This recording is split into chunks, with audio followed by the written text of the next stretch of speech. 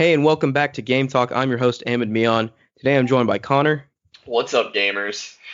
and Mike. Hello.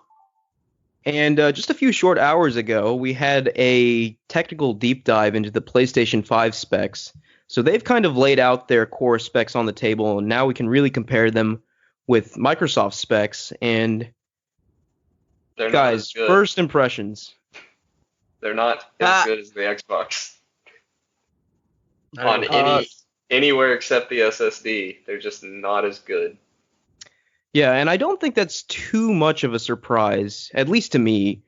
When Xbox announced their specs, I was shocked and really I was mean- floored by how high the specs were. And I just want to take a step back and say, like, Microsoft, yeah, all they've really announced is specs so far too. But like, I don't know what it is, but something about the way Microsoft is doing it doesn't make me totally not interested anymore. Like, I think it's where Microsoft didn't give me an hour-long video that could have been summed up in a paragraph of an email. Like, So it just, I definitely think you're onto something here. So I think the major problem with Sony right now versus how they, reveal the PlayStation 4 is just their messaging, right? So they put out a tweet yesterday saying, tune in for a deep dive with Mark Cerny, the lead architect of the PS5, into how the PS5 will shape the future of gaming or something to that effect. And this blew up on Twitter and social media and generated so much hype around this, which clearly now we see was unwarranted. yeah, I mean, all hype I had, and I didn't have a ton for the PS5, but it's just gone. I just don't care anymore. Like, I'm gonna ignore tweets that have PS5 in them now. Like, it See, doesn't. Connor, but here's the thing. When they do their major reveal and show their launch lineup, everyone's going to be singing a different tune again. Their launch lineup is not going to be good. Their launch lineup has never been good. See, I think with the advent of the Nintendo Switch, just showing how massive a good launch lineup can set you, just how it could set you up for success. I feel like companies have to take that into account now. I feel I like mean, the I days think of best having a case weak launch scenario, lineup are kind of gone. they're going to have, like, The Last of Us 2, and that's going to be on PS4. Like, I just don't. Well, we have the Blue Point game we've talked about before, the likely Demon Souls remake. Yeah. Ah, if that's PS5 exclusive, I'll just have to miss that one probably. Yeah, it's going to be PS5 exclusive. Yeah. But yeah, so just to take a little bit of a closer look at the specs, in terms of GPU, they've got 10.28 teraflops, 36 CUs at 2.23 gigahertz, and they made sure to tout their variable frequency. And Right. And they also made a point to mention that teraflops isn't all that matters. I mean, if you know GPUs, you know that. But like for the And layman, basically, a teraflop is a calculation that comes from like number of cores and the frequency those cores are running at. And it's worth noting that the PS5 has fewer cores running at a higher frequency, which Mark Cerny claims is going compared to be Xbox. is going to be advantageous, even compared to the PS4. Yeah. It's fewer cores running at a higher frequency, which could be advantageous, and that might close the gap a little bit hardware-wise between the PS5 and the Xbox Series X. But it's also worth noting the Xbox Series X is boasting, was it 12 or 13? 12 teraflops. Okay, yeah. And, numerically, that's just better, 52 CUs at 1.825 gigahertz. Whereas the PS5 is like 36 CUs, I think. At 2.2 gigahertz, yeah. Right. And so it's hard to say right off the bat how big of a difference that makes. I mean, I can tell you Naughty Dog is going to make some gorgeous games on this thing. Yeah. That's probably going to blow everything Xbox has out of the water. And I Other think than Guerrilla that, I don't Guerrilla know. Games as well with Horizon. I think they've achieved a sort of visual benchmark Horizon on looked PS4. good. I wouldn't say Horizon looked better than anything Xbox has, but I will say it's a gorgeous game. I'm sorry, but I would say that. I think Horizon looks significantly better than See, I don't anything think I've seen on Horizon is. Xbox. I mean, it's better than any exclusives, but it's not better than some of the third parties. I don't think. Like, I wouldn't say that Horizon looks better than like Battlefield 5.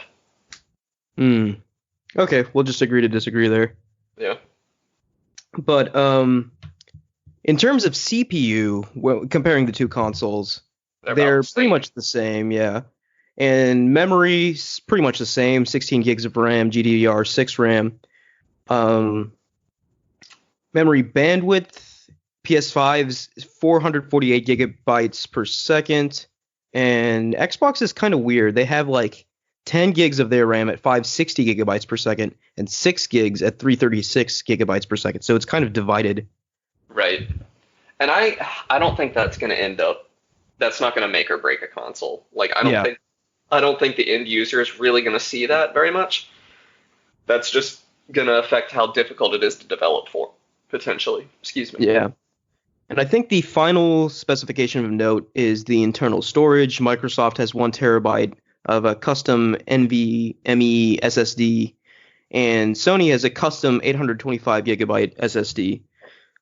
And he talked about that SSD for like 30 minutes today. yeah, that was one of the two major points of that talk, which is And I'm really gonna interesting. I The think SSD is important. I think having the SSD, having those lightning fast load times, that's super significant. Like that, I have an SSD in my PC and it was a game changer. And just to put a number on it, the number he threw out was 5.5 gigabytes per second raw data, and then 8 to 9 gigabytes per second for compressed data. That's obscene.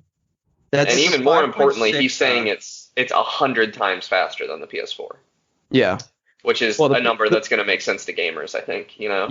But Yeah. I'm going to play. I'm going to explain why this doesn't excite me. Okay. The difference between this and the PS4 is gigantic. Oh, The absolutely. difference between this and any other SSD, it's there, but it's not going to make my decision on buying a console. It's absolutely not going to affect the way games are developed. I think he's out of his mind if he thinks that the difference between their SSD and everyone else's SSD, it doesn't matter. They're all lightning fast. They all have most of the advantages he listed. The only thing that their custom solution had was priorities and the built-in decryption, which is significant, but it's not going to decide whether or not I buy a console. It's certainly not. I think that would be insane. I think we will see some very creative stuff come out because of this SSD. But again, that's It's because years it's an years SSD. down the line. It's not because it's an SSD, that changes the way you can develop games. Like the things he mentioned, like the way you can stream in an open world now, the way you don't have to repeat assets all over. But that's true of any SSD. You're right, but this is better than any SSD on the market right now, I think. Yes, he did say that it's better. He also said it's not going to be better by the end of the year. Well, yeah, these But, things progress so yeah. quickly. But just I comparing it to, sorry, go ahead. I agree that like it's an amazing thing and it's going to change the way games are made, but there's nothing he said today that convinced me that a game that will be made for the PS5 could not be made for the Xbox or for the PC as long as there's a solid state. Yeah, I mean, I think the biggest thing that will impact the way games are made is the CPU, which the Xbox One has as well. But just comparing the SSD to Microsoft's SSD, they had 2.4 gigabytes per second raw I/O throughput and 4.8 gigabytes compressed. So ostensibly, the PlayStation 5 is It's like twice as fast. over twice as fast. Yeah. And that matters, but like at some point, like when we're talking about the PlayStation's is twice as fast as the Xbox One, right? Or the Xbox Series X. Yeah. But that means that even the Xbox Series X is 50 times faster than the PS4 and 50 times faster than the Xbox One. Like, yeah, at a certain point, these numbers don't really mean anything. Yeah, that next doubling, because it's not really, when you say it's double, that's huge, but you're not doubling something. You're cutting it at half. Because we're not talking about speed, we're talking about time here, is what the end user is actually going to see. And when you cut a second in half to half a second, it doesn't. Yeah, matter. Exactly. That's what I was getting at. We're already getting into like sub-second measurements. Yeah, so I think it's awesome that games are going to load faster on the PS5 than the Xbox, but that's not. I mean, the difference between a second and 2 seconds, even, like, if they have to have a 2 second corridor You know, that's still a significant change from like these 30-second weird hallways you have to crawl through. Like, the problem is solved on both ends. It's just solved better on the PS5, maybe. So PS5's SSD, going into a little detail on that because I've been Googling in the background. It's 5.5 gigabytes transfer speed, which is faster than this SSD I found for like $200, which is also the same slot. And I found like maybe one or two NVMe 4.0s. Right, they are on the cutting edge of technology. Yeah, they were talking about how they're not going to be able to support any of the SSDs on the market right now. This is a Right, $200 SSD, and it's still not fast enough for the PS5 specs. So Right. just for further clarification, you will be able to supply your own custom SSD as a form of like expanded storage, but they said the PlayStation 5 team will have to vet third-party SSDs to ensure that they're compatible with the PlayStation 5. Yeah, they need Which- at least a 5.5 gigabytes transfer speed, which isn't even And on the market yet. It sounds a lot like the old PlayStation Vita problem to me, especially with games. And I know you and I disagreed about this earlier, Ahmed, but Yeah. I think AAA games are going to be 100 gigabytes minimum next gen. Like you're not going to get an Uncharted for less than 100 gigabytes. That's going Yeah. to run. I mean, yeah, next gen certainly. I think where we disagreed was current gen. Like, I only have like 3 or 4 games on my PlayStation 4 out of like the 100, 200 plus games I have downloaded that are 100 plus gigs. Right, but what my argument is that, like, you know, you and I both buy quite a few AAA games, and I think that going into next gen, if I've only got 825 gigs to work with, that's like 5 games probably next gen. That would Yeah. be my estimate, and not including like indies that are obviously not that way. But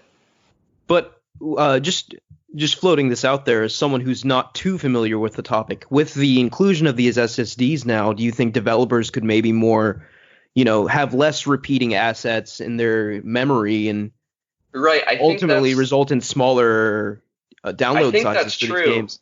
But Mark Cerny didn't seem to think that, because he didn't say that he was countering this argument, but he did lightly mention it. He said that he was reducing the friction of deleting and installing games.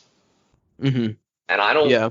want That that, seems because to- I live in West Virginia and that friction's not going away. Like, you know, my Yeah, my that definitely internet seems speed- to imply that, like, hey, with this SSD, we expect you to delete You're only games gonna- once you're done with them and download games you want, and it should ideally be very quick.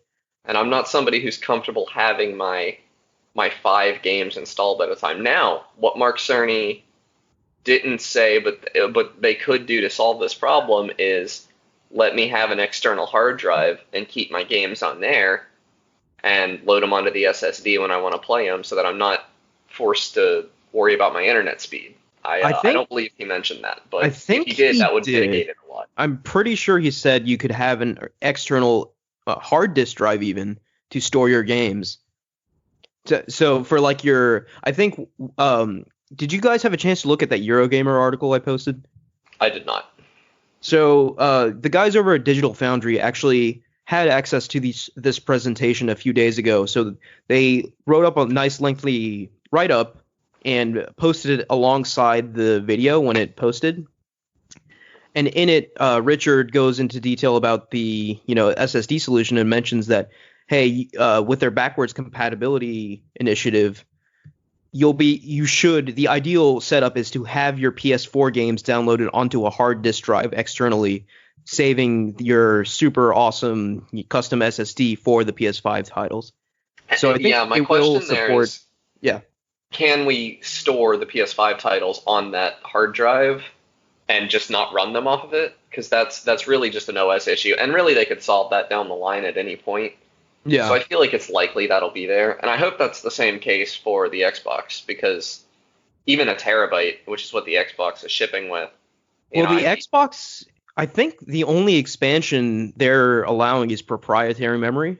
Yeah, it is. Although I did see, and I'm not 100% certain this is the case, but knowing Microsoft, it wouldn't surprise me if they have a proprietary format, but allow other developers to meet that spec, much like they did with like the Windows mixed reality headsets. like I saw it said Seagate next to the Xbox logo on the memory cards that they showed. So Interesting. I might be reading too much into that. I'm really not certain. Seagate just could be the manufacturer they're going with, but Right. yes, I do. But you can also plug an external hard drive into the Xbox Series X for use with backwards compatible games. Okay, great. Speaking of backwards compatibility, the PS5 That was something they mentioned. doesn't really have it. No PS3, no PS2, no PS1. Yeah, so far they've only announced PS4. Though I will say, did you notice that image they flashed up when they did the show like the PS5 and PS4 compatibility? There Where was they showed totally PS a slot where PS3, 2, and 1 should have been. I was just like, oh god, that's And such a tease. Yeah, and I don't think that was a tease. I don't think. I don't think they'll do it either.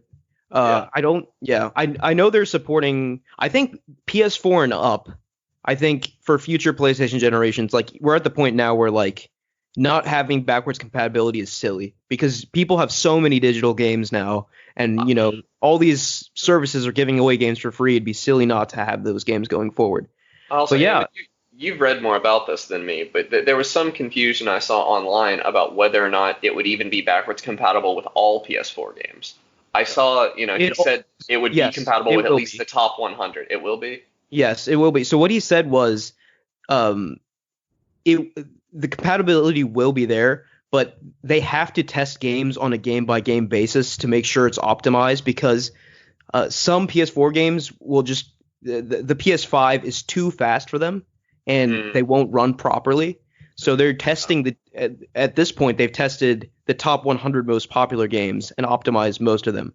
But they said, like 100%, like day one, 100% of the games won't work right out of the box. But like as the testing team, goes and evaluates the games, eventually everything will be playable. So much like how Xbox has done it. Yeah, pretty much like how Xbox did it.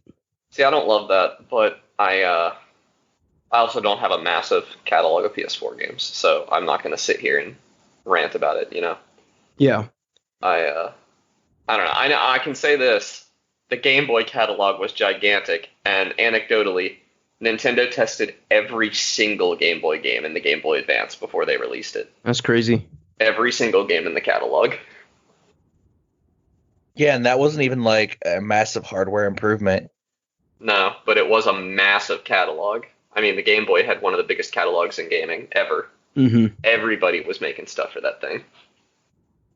Well, at the time, like it was the only handheld console. It was revolutionary.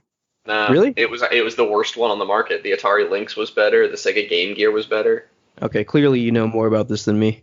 Oh yeah, no, the Game Boy was the worst on the market, but it had the best games, pretty much, was the thing.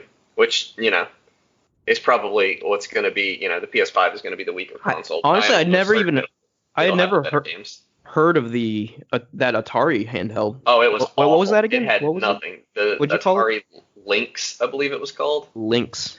It had a LYNX? Yeah, I think so. Interesting. I don't have one, but it had a colored backlit screen, so did the Sega Game Gear. Like, Nintendo was so behind on all that stuff, but the Game Boy had Tetris, so what are you going to do? Yeah. Right. But just to touch on one other point with the PS5, so the presentation had two major points that Cerny emphasized. One was the SSD, and the other was their 3D audio initiative. Yeah. And what do they call it? Their Tempest engine. So it seems like audio is a big focus for the engineers of the PS5 this time around, which is really interesting. I don't think we have ever had audio be front and center for a console design. And they also made a claim that I'll believe it when I see it, I guess. It sounds like bogus now, but I've eaten my words before. But they claim to have a virtual surround sound, I think they called it. Yes. Where like you were just using your TV. Sounds like you normally magic. did. Yeah, I mean it sounds like to me is just the next step of like the Lost Woods thing that the N64 did, like you could tell whether it was coming from left or right vaguely, but like they're saying that they can make it sound like it's coming from behind you now. That's insane. Yeah, and I think I'm sorry, I'm a little ignorant to this, but they were talking about how like the various audio profiles for this virtual surround sound are based off the like actual anatomy of your head and your ear. So Yeah, like he joked said about that getting he ear himself pictures. had his own custom like audio profile based off how his ear is shaped. And Yeah. the ideal virtual surround sound audio setup will differ from person to person based off of your ear shape, which is insane.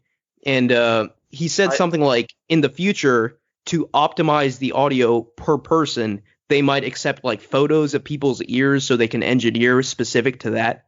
And he said when PS5 launches, they'll have like 10 presets or something to that effect, and you can select the one you closest, like most closely aligned to. But he said in the future, as they continue this technology, they'll have more methods to more accurately find your correct profile for audio. yeah, I don't know enough about sound to really even have an educated discussion about this, but it just Yeah, sounds me either. wild. I think it's something new and exciting, Yeah, I mean, I don't which think I they're think is talking about cool. like, yeah, I think there's something there, I clearly. think I it's mean, cool that they're doing Yeah. something different from just having, like PS4 was essentially just, hey, here's like a super beefy PS3. I can't really think of anything, aside from PSVR, which came later. yeah, I I can't think think of it's any interesting. Well, innovations like, uh, you know what I mean? yeah, I'm glad they're still focusing on VR as well, because I think that's a glaring omission on Microsoft's side. Yeah, I Like, think, because if well, you like VR, PlayStation is still the one you got to go with. You know, if you yeah, want a and console that has VR support, you're buying a PlayStation. You're so not getting. Microsoft, at least Phil Spencer, has been pretty vocal about saying that currently they do not believe in VR. And that sucks to come from Microsoft, who built the headset that I have and really like. You know, that's Yeah. weird. Yeah, I still think VR is kind of a coin toss at this point. Like I really want it to succeed and I think it can succeed, but I'm I think it's also going to succeed. I just yeah. don't know if it's going to succeed in the console market. Yeah, I mean, truthfully, hoped I would have hoped at this point it would have been bigger when I first, when VR first came onto the market. But, it is growing and it is growing modestly, I will say. Yeah, I think we're about where I thought we would be right now, if I'm being honest. Yeah. Maybe my expectations were too The bullish. people I know that want a VR headset have one, pretty much. And Yeah, that's Yeah. but pretty much what I don't have any friends who are like holding off right now, you know? right. I The think that Oculus Quest was the real like final nail in the coffin for a lot of people who were like waiting for VR to get here, you know, because it's right. affordable and But I I have still friends don't who like think like it's not my friends that have super well paying jobs and stuff that have VR anymore. It's my friends that are super into video games, you know. They can all yeah. afford it if they really want it. I still think we're still like a couple steps away from breaching that mainstream dam, like breaching that dam and like having everyone like come in and like, your mom or dad has a VR set for whatever reason. Like Yeah, I there's don't know still what there's innovation that will take to get that to happen, but or the if that can setup even needs to happen. be But easier. I think like the Oculus Quest, I couldn't hand to my stepmom. I don't think she yeah, could set it up. You know, it would be. I mean, she probably could, but she would say that she couldn't. You know, like the instructions would come up and she'd get intimidated. right. Or my mom, or any most of my family. My dad, I would have said my dad, but he works in tech. You know, so he's an Hmm. exception. But Yeah. I just, Yeah, no, VR is not as accessible as people want it to be yet. And There's I also that like definitely agree with that. Like I think it's a real pain to set up my PSVR. yeah, I haven't. I mean, I've moved in. And that's the only thing I haven't set up in my new apartment yet is my VR headset. Yeah. And I even have a space cleared out for it. I just don't have it plugged in yet. Although part of that is because my PC only has one HDMI out, which is annoying. So what do you guys think the odds are of Half-Life Alyx being so good that it's like a VR seller, like Zero. people overcome the barrier to entry just to play Half-Life Alyx. There's no way. There's absolutely no way. I mean, I agree with you, but some people do think that might happen, I considering, mean, it's Half-Life and Valve. if that were true, I think Boneworks would have done it. I think that the new The Walking Dead game, Saints and Sinners, I think that would have done it. Like, Half-Life Alyx is a little late to the party for being the first real, like, AAA experience in VR. But it's also the first it's the first Half-Life game after what, like 2 decades? And they waited people long enough for clamoring anybody for it? other than the absolute diehard fans to lose interest, you know? Yeah. Like, if this had come out in 2013, I would have bought it just because of the meme, but Right. like, I don't care anymore, you know? I was never a diehard Half-Life fan. I cared because it was like the thing everybody cared about. When's Half-Life 3 going to get here? But Yeah. they've missed me on that hype train, you know? I don't think I'm going to get Half-Life Alyx, and I don't have any hardware reason not to. I just don't care. Yeah, it's really kind of shocking to me. Like it felt like a no-brainer. Like, well, just make Half-Life 3, sell millions and millions of copies, make money. Like, I don't really understand why they didn't do it. Yeah. I mean, I think it has something to do with their confidence in the game and how many people it can reach. But what I really think it is the writers aren't around anymore. I don't think the original Half-Life writers. Okay. Uh, Yeah, Half-Life's like one of those. It's one of those blind spots I have. I've never played Half-Life, but I hear about how great it is all the time. Yeah, I've played Half-Life 1 and 2, and neither of them held on to me enough to finish them. I think it's one of those things like they were absolute masterpieces at the time, but now other games have taken what they did and done it better. And I hear they were third-person shooters. Yeah, They're I first think. person. First person? They're first person, yeah. Okay. So yeah, I hear that they pioneered that genre a bit, you know, like similar to Halo, like FPSs, especially like narrative FPSs are the way they are because of Half-Life. At least that's Yeah. what I hear. Yeah, I think that's true. But I don't, you know, I agree that, you know, it broke new ground and everything, but it isn't in a position where I'm comfortable saying that it did it best. Like, I'd rather play Halo than Half-Life 2 right now. Yeah. And speaking of Halo, I really just want both Microsoft and Sony to just I just think back to the PS4 and Xbox One reveals, and I remember just having so much more fun at that time. I don't know if it was because I was younger or whatever, but I do think that both companies this time have changed up their strategy so much. Like, gone is the ceremony of the reveal events and stuff like that. At least so far, we haven't gotten anything like that so far. We've just had like info dumps on random days and no real game footage or anything yet. I don't know. I'm holding on for that announcement, and I'm starting to think maybe we won't get one this time, which would really suck. But yeah, I feel like they need to do something like that to generate hype for next gen.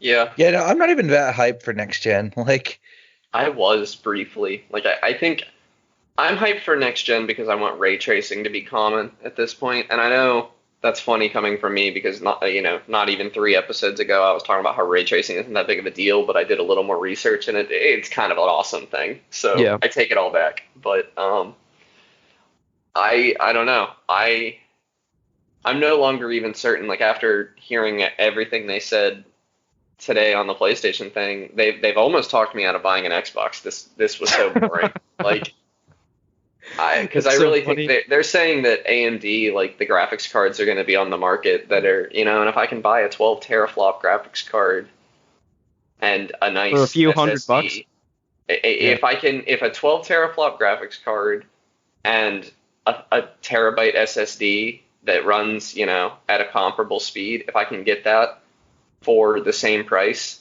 as a new console, I'm going to buy that instead because I like my PC more. Like, yeah. Yeah.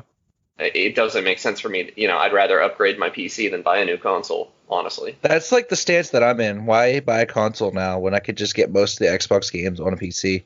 Yeah, and you know, my stance before was that, like, I was sitting here thinking, oh, these, you know, I'm not going to be able to buy a graphics card that at that power level for less than the price of the entire console. But now, you know, the way Mark Cerny was talking, I don't think that's going to be true by the time these consoles are out. I think that the cards are going to get a lot cheaper around when the consoles come out.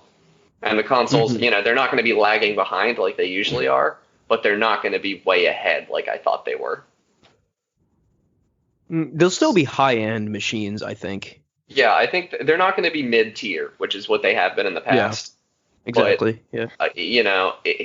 I'd rather buy a high, you can't upgrade a PS5.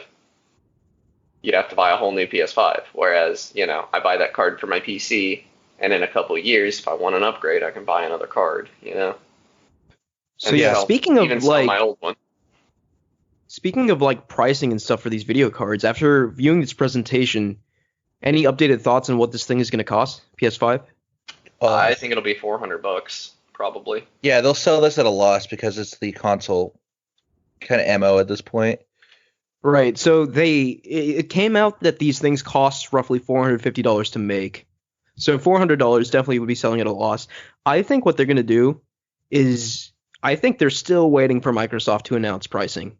Like if Microsoft comes out and says Xbox Series X is $600, then they'll be like, okay, PS5 is $500. Yeah, they're gonna try to. If Microsoft comes out and says, Xbox Series X is 500, PS5 is going to be 400. Now the interesting scenario is like, what happens if Microsoft really goes aggressive and says Xbox Series X is $400? I don't see that ever happening, but in a hypothetical scenario, that really puts Sony in a bind, I think. It would, but you know what? I don't know if I'd be that surprised. The past few weeks, I've seen some ridiculous sales on Xbox One X. Wait, what? Sales on Xbox One X? Yeah, just yesterday. Sorry, I was thinking Series X. I was like, what are you talking about? No, the One X. Yeah, last night, I saw an ad on Twitter, and I saw it was actually from Microsoft. It was the Microsoft store online. You could buy an Xbox One X for $199. That's obscene. Yeah, that was over half off. Like, they're moving these things. Like, they're aggressive right now. I think the Series X is going to be priced incredibly competitively. Oh yeah, it's going to be. Both of those are going to be. But here's the thing: like, I think $500 is incredibly competitive for what's in that thing. I think the Series X will be $400. Really? I think both consoles $400 is about what they're going to target. Yeah, because $500, I don't think people would buy it.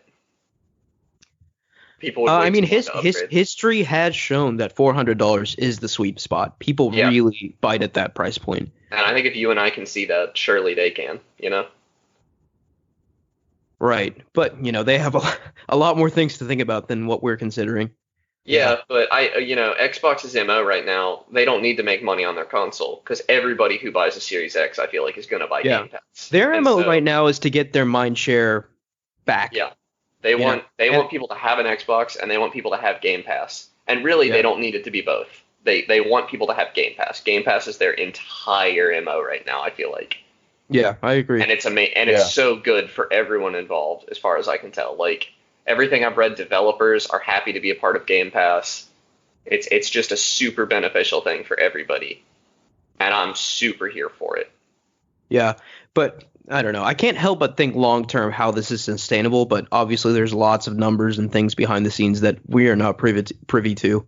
I mean, I can tell the only real evidence I have is The Outer Wilds, a game I got interested in enough that I actually had to look up all the developers and read pretty much every interview they've done and everything, and they've said that Game Pass allowed their game to exist because they're not certain they could have sold it if it wasn't in Game Pass, because I definitely don't want to buy that sort of game, but if they have it in Game Pass, they'll play it. I definitely think it's beneficial for indies, but for Microsoft's first-party AAA games, I don't see how the money works out. You know what I mean? These studios that require hundreds of employees, having to pay them, the budget for these super expensive AAA games, and then day one is free on Game Pass. I was never gonna buy I wasn't gonna buy Halo, but I do pay for Game Pass. The Game Pass, and they've got me there have been months at a time where I've paid for Game Pass and not played a game. Right. On it, so they're getting that long tail, and the odds of me ever canceling Game Pass, even in a drought, are super low.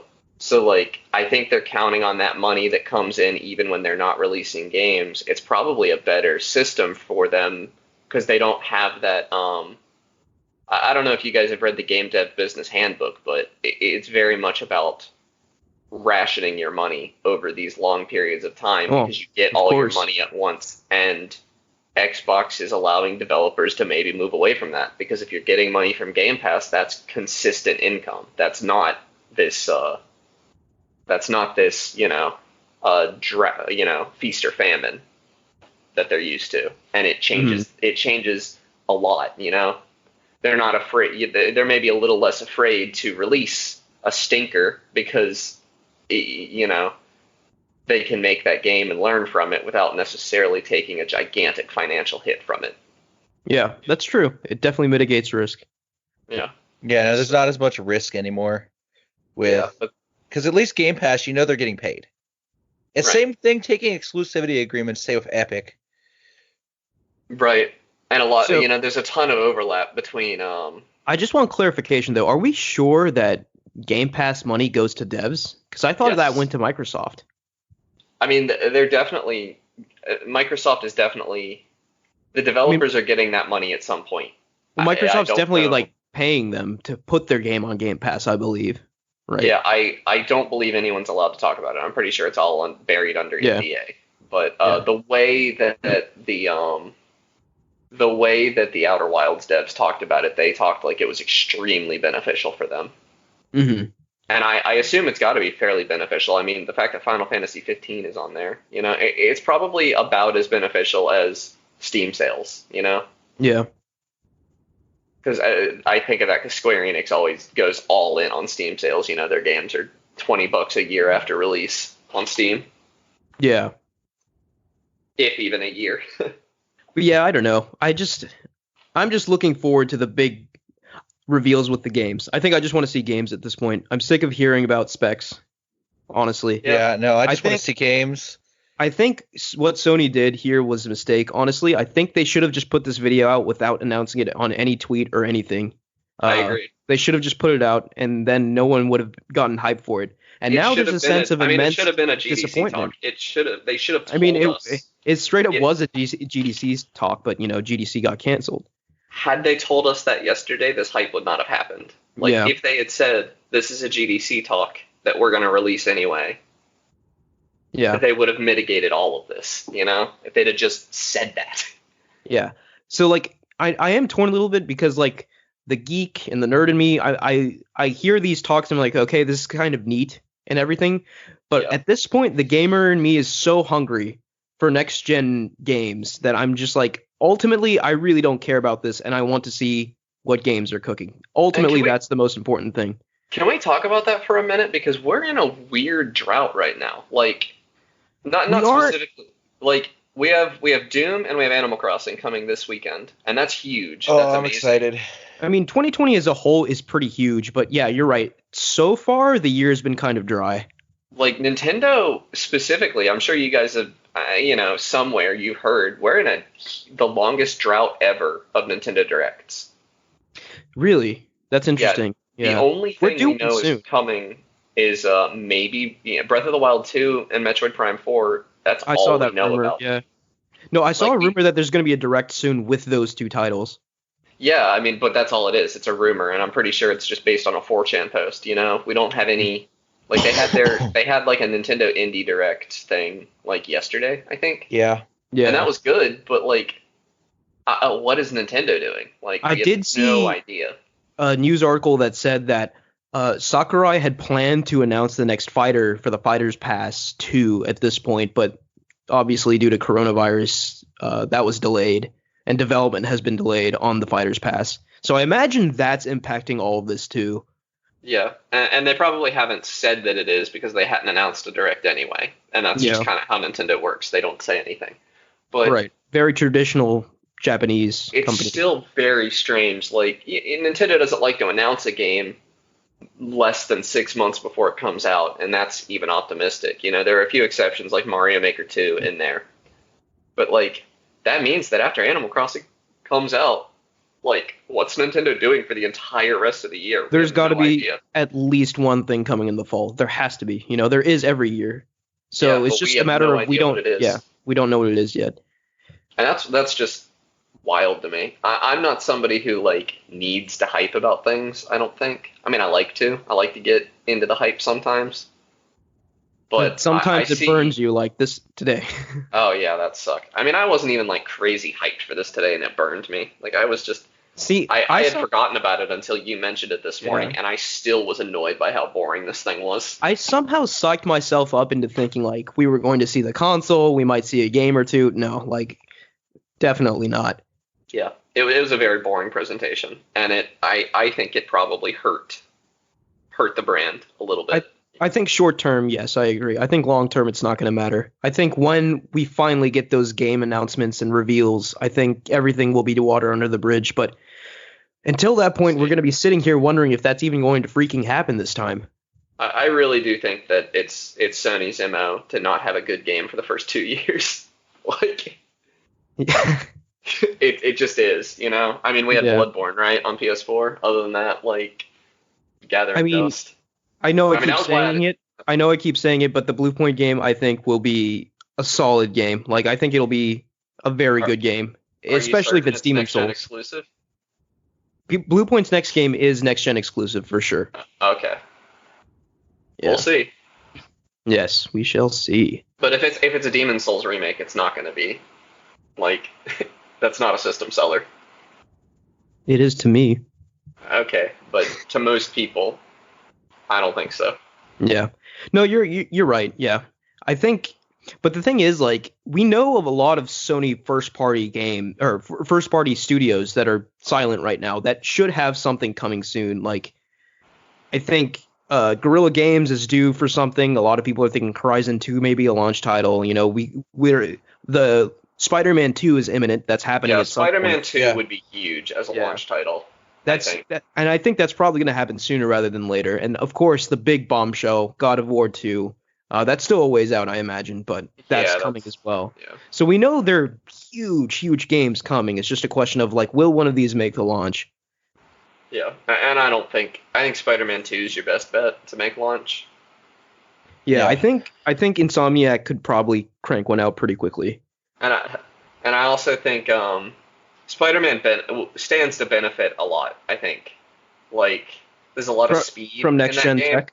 Yeah. Yeah, I from agree. this SSD tech SSD, specifically. yes. There's a absolutely. reason they keep talking about Spider-Man when they talk about the SSD tech, and I think that's like, you know, they talk about having to have 400 mailboxes or whatever, and like not being able to design is interesting. I think they could have a more interesting city in a smaller size with Spider-Man, but I'm not going to say anything for certain. But I think Spider-Man 2 would be a game that has a lot of potential to show off the tech in interesting Yeah. ways. I agree for sure. I don't know. It's just a lot up in the air. Yeah. I was hungry. I expected to be fed, but then I wasn't, and I'm still hungry, and now I just feel kind of gross. Yeah, I get that. But anyways, on a more positive note, let's just talk about what we've been playing. I think you should start us off with your Final Fantasy 15 update. That is very true. So for Final Fantasy 15, like last time I told you that I was really enjoying it. I was doing lots of side quests and such.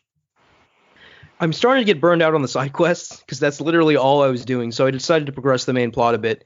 So after what seemed like hours of just fishing and camping and doing absolutely nothing, I finally started to put the gas on the main story. And I've reached the first, I think, major town, which is it's really quaint. I like it a lot. The big generator town? It was like, I'm not really sure if it's Listalia, I think. Maybe. Lestalem, I think. Yes, Mike, that's right. Yeah, that's the one I'm thinking of. Yeah, I love that town. Yeah. Yeah, I love just like exploring the little street corners and alleys and stuff. And I'm kind of just I want to do the main story for a good chunk next because yes, I've kind of had my fill of running around doing side quests for people. But yeah, that's you're probably super over leveled for the story right now as well. probably actually yes, I am. Yeah, I'm like Yeah. way over leveled, which is not ideal because I think the combat is good when it presents a challenge. And I don't want to steamroll through it for sure. So that's my quick Final Fantasy update. I would have more, but then I got completely enthralled with a new game, a new PlayStation 4 exclusive that came out recently, Neo 2. Oh, that's out? Yes. I didn't know So that. I've been playing so much Neo 2, and it is so difficult and so good. Remind me, Um, Neo was one of your highest, it was one of your top 5 most difficult yeah, games, right? and I said I'd put it at number one, honestly, last time. Yeah. Um, Was it the one and that you said you could beat in like a tight hour and a half? no, that was Sekiro. Okay, I just want to make sure we're on the same page. Yeah. So, So Neo 2 is just it iterates on Neo in all the right ways. It has all the, complex combat mechanics, the three stances, high, mid, low stances from the previous game, but it adds more weapon archetypes and it adds more combat options as well. So now you have like access to a demon mode or whatever, and you select your demon spirit at the start when you create your character. And the cool thing about this demon mode is that you have selective abilities that you can use that drain your like demon gauge. So now you have like a health gauge, a stamina gauge, and a demon gauge. And like certain enemy attacks, like certain attacks you can parry, certain attacks you can dodge, but now certain attacks that are unblockable, you can parry with your demon parry. So like it adds another layer of like, okay, I'm gonna dodge this attack. Okay, this enemy flashed red right before this attack. That means I can, if I time it right, I can demon parry this attack. And it just adds another thing to consider in the combat. And just it's so incredible. It's so difficult. I was actually playing this Neo 2 before we recorded today, and I'm stuck in this, the trademark poison area for any Souls-like game, and I'm just like pulling my hair out. But I hate that trope. It's a trope that needs to go away, or at least be, innovated on, because Yeah, literally every Souls-like game has that without fail. But no, I'm having so much fun with it. The bosses are terrifying and anger-inducing, and I've screamed at my TV way more than I should have at this point. But I love it so much. I love the struggle of these Souls-like games and just besting them through experience and the game teaching you how to play it right. Yeah. I mean, yeah, I don't have anything to say. It's a Souls game, essentially, Yeah, the only thing I wish they would have done for Neo 2, like I said for Neo 1, it was like mission-based, sort of like Demon Souls, right? You select your level and then you play through that, and yes, the level has some good level design, but it doesn't have the insane interconnected world of like, say, Dark Souls or Bloodborne. And I was hoping Neo 2 would improve that, but it didn't. It's essentially the same level format as Neo 1, which is a shame, but I guess, they're not trying to go for that interconnected world like Dark Souls is.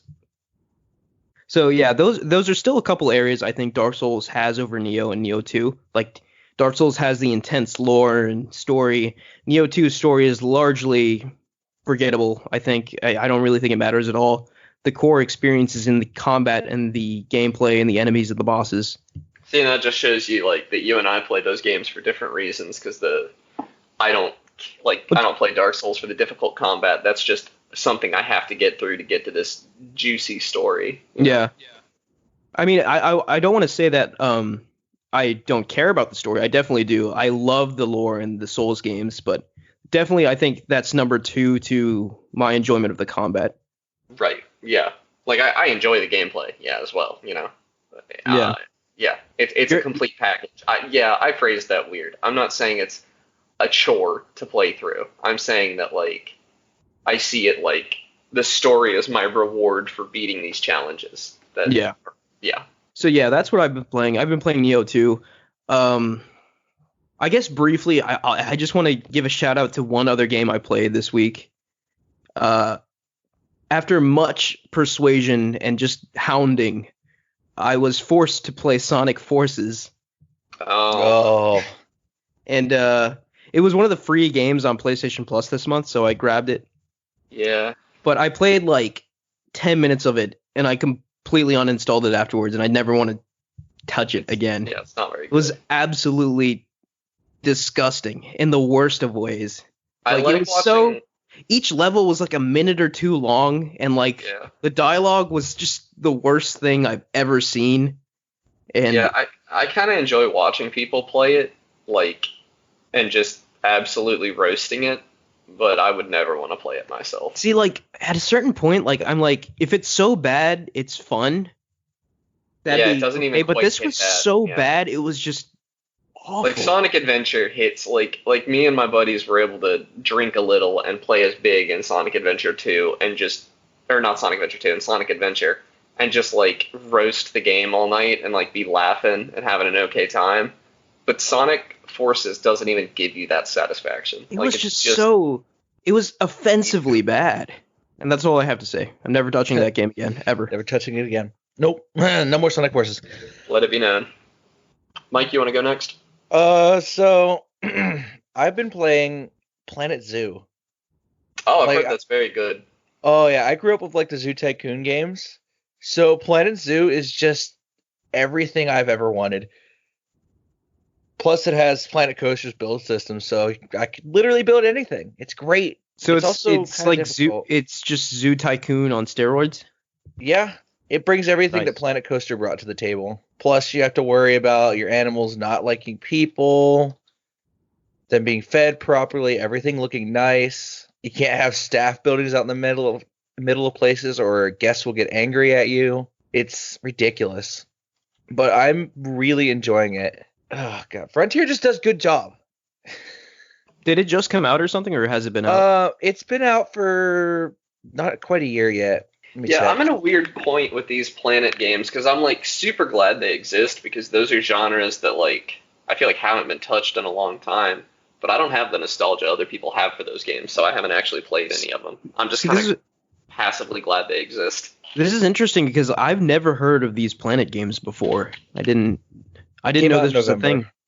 Yeah, it's Planet, Planet Coaster is Roller Coaster Tycoon, and Planet Zoo is Zoo Tycoon, pretty much. And So it's were just a they modern. like competitors to the Tycoon games? No. Frontier Developments did the original Roller Coaster Tycoons. Oh, okay. So Yeah, it's just a modernization. Yeah. They don't own the see. brand or they don't have the license to make those games, but obviously Yeah. like they can make the game under another name, and they've managed to generate kind of enough buzz that like people know. that these are good games. Their DLC policy is a little weird, but they're good games. Zoo Tycoon's expansion pack policy was a little weird, wasn't it? It was. Oh yeah, they just released an expansion. Well, Zoo Tycoon's expansions were kind of like big deals, honestly. Yeah, Like it always felt good for a Zoo Tycoon expansion to launch. yeah, but there were a ton of them, weren't there? Oh yeah, there were 7. Yeah. I don't know if I so- could name them off the top of my head anymore. Maybe, probably, actually. Not a real fan. No, I think I can, honestly. Do it right now. There's African Adventure, Extinct Animals, Marine Mania, or the Marine one. I don't remember its name exactly. Endangered Species. I'm forgetting one. No, I'm not. Forgetting hold on. 3. Am I? Am I? I don't think I am. I might have Did you say there were exaggerated. 7? Hold on. I'm literally looking this up because I'll be disappointed in myself because this is the second one. The first one had Dino Danger and Marine Mania. So these Let's zoos see. aren't actual zoos, right? So like, because you can have dinosaurs and mammoths and stuff. I did name them all. I did it. I can't believe I still remember all those expansion packs. That's actually kind of embarrassing. Nah, I think you're just super into the series. All right, Connor, what have you been playing? I don't even know if I want to call it what I've been playing as much as what I played because it was Mhm. only like an hour and I beat it. But A Short Hike was free on the Epic Games Store this week. And I don't know. It's all the time I play these tiny games and I like feel moved at the end of them. Like I'm usually like super excited to talk about them. A Short Hike was good and I'm glad I got it and it was free and all. And I like enjoyed this little world that they'd made, and it almost scratched my Animal Crossing itch a bit because there's these like neat little animal characters that you talk to along the way. You play as this little bird, but I don't know if I'd have bought it. Is the thing. Yeah, and it was fun. just an hour long. Yeah, I mean when they say a short hike, they're not kidding. I didn't 100% Right. it or anything. I didn't really feel compelled to. I think the end There was supposed to be like some big emotional impact, kinda. You're like climbing this mountain, and you get to the top, and there's like a weird reveal at the end. I don't know. It didn't hit for me. Like I enjoyed the hiking part, like the exploration and the flying was super fun, but the actual ending and like I think the flight back down the mountain was supposed to have this like kind of euphoric sense to it, and I think they kind of missed me with that. Mm. But I enjoyed the game overall. I just kind of I've played a couple of other really small games recently, I guess, that like really did something for me. And so I was which is like the worst thing to go into a small game with, right? Like go in with these huge expectations. But I Yeah. did a little bit. So it soiled the experience for me just a little, but I would still recommend the game. I mean, it's still free on Epic Games Store right now. If you guys have an hour free, I would recommend you play it. It was fun. Or at least add it to your library and play it later. Yeah. I'm afraid it will not still be free by the time this episode comes out, so I hope our dear listeners have been keeping up with the free games on Epic Games Store. That's really all I have to say about it. It was a neat little adventure, super tight. I wasn't looking at the clock, but I think it was less than an hour to beat it. Definitely longer if you 100% it. There were a lot of little things that I didn't do. Uh-huh. Okay. I think next week, for the first time, we'll all be playing the same games. Yeah, it'll which be is Doom pretty and Animal exciting. Crossing, yeah, I mean, yeah, next week is probably just going to be Animal Like, Crossing, the podcast. talk about our towns for a bit. So, and how- yeah. I'm excited too because I've kind of bought into the hype of Animal Crossing now. Like has been documented many times on the show. You two are huge Animal Crossing fans. I'm still kind of new to the series, but I will be pre-ordering this one and playing it on Switch day one, and I'm excited to dive in and experience it. Yeah, Like I it's getting literally pre-ordered insane it. reviews on Metacritic. Quick question, I would like to get out there before the game comes out. We'll have had about 5 days on our islands when we record next. Are you guys going to be time traveling? No. No? What does that mean? So, in Animal Crossing, there's only so much you can do in a day, usually. New Horizons, I think, has done some stuff to mitigate that, but also done a few things that make it a little more serious, in that, like, your island just doesn't have that much for the first few days. But you can okay. change the system clock on your Switch, Okay. and it's called time traveling by the community. It's kind of frowned upon by Nintendo, but they don't actually stop you from doing it. And from what I Well, saw, it's more streamlined in New Horizons than it's been in any other entry. Well, I was going to And say, if so- I can only do 10, 15 minutes worth of content a day before getting into the meat of it, then probably. You Yeah, know? I don't think it'll be more than 10 or 15 minutes. But I almost want to tell you, Ahmed, you shouldn't time travel because I think Really? Okay. you can kind of spoil the game for yourself by time traveling. I mean, Because what do Animal Crossing fans normally do? Is time traveling normal? it's not. I would say that the average Animal Crossing fan does not time travel. Okay, I think I'll just do it normally then. I time travel after I've played the game for a bit, and I time travel if I miss a holiday or something. I'll time travel back so that I get to experience that without waiting a full year.